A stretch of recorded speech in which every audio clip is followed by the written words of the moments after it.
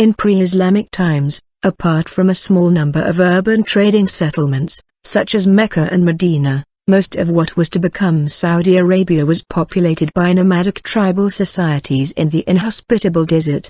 The Islamic prophet, Muhammad, was born in Mecca in about 571 AD. In the early 7th century, Muhammad united the various tribes of the peninsula and created a single Islamic religious polity. Following his death in 632, his followers rapidly expanded the territory under Muslim rule beyond Arabia, conquering huge swathes of territory, from the Iberian Peninsula in west to modern-day Pakistan in east, in a matter of decades. In so doing, Arabia soon became a politically peripheral region of the Muslim world as the focus shifted to the more developed conquered lands.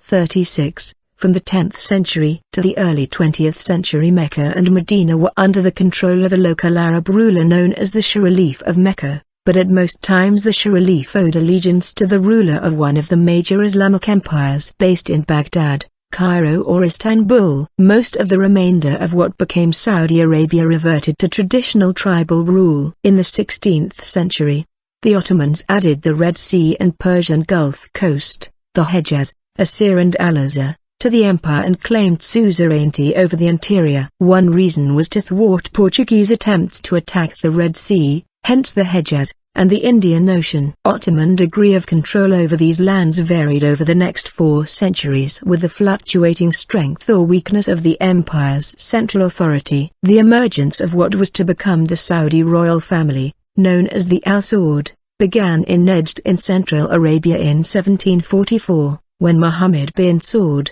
founder of the dynasty, joined forces with the religious leader Muhammad ibn Abd al-Wahhab, founder of the Wahhabi movement, a strict puritanical form of Sunni Islam. This alliance formed in the 18th century provided the ideological impetus to Saudi expansion and remains the basis of Saudi Arabian dynastic rule today. The first Saudi state established in 1744 in the area around Riyadh, rapidly expanded and briefly controlled most of the present-day territory of Saudi Arabia, but it was destroyed by 1818 by the Ottoman Viceroy of Egypt, Muhammad Ali Pasha. A much smaller second Saudi state, located mainly in Najd, was established in 1824. Throughout the rest of the 19th century, the Al Saud contested control of the interior of what was to become Saudi Arabia with another Arabian ruling family, the Al Rashid. By 1891, the Al Rashid were victorious and the Al Saud were driven into exile in Kuwait. At the beginning of the 20th century,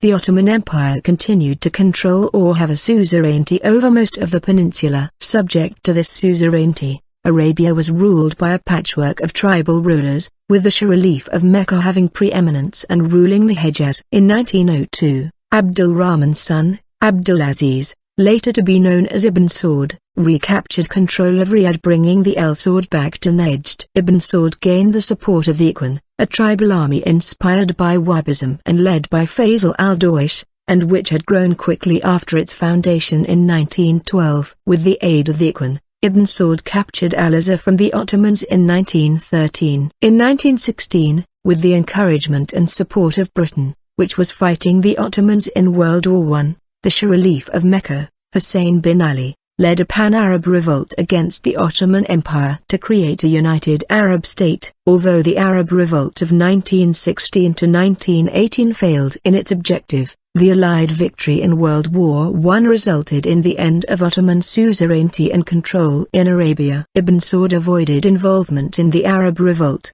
and instead continued his struggle with the Al-Rashid. Following the latter's final defeat, he took the title Sultan of Najd in 1921. With the help of the Ikhwan, the Hejaz was conquered in 1924-25, and on the 10th of January 1926, Ibn Saud declared himself king of the Hejaz. A year later, he added the title of king of Najd. For the next 5 years, he administered the two parts of his dual kingdom as separate units. After the conquest of the Hejaz, the Ikhwan leadership's objectives switched to expansion of the Wahhabist realm into the British protectorates of Transjordan, Iraq and Kuwait, and began raiding those territories. This met with Ibn Saud's opposition, as he recognized the danger of a direct conflict with the British. At the same time, the Ikhwan became disenchanted with Ibn Saud's domestic policies, which appeared to favor modernization and the increase in the number of non-Muslim foreigners in the country. As a result, they turned against Ibn Saud and,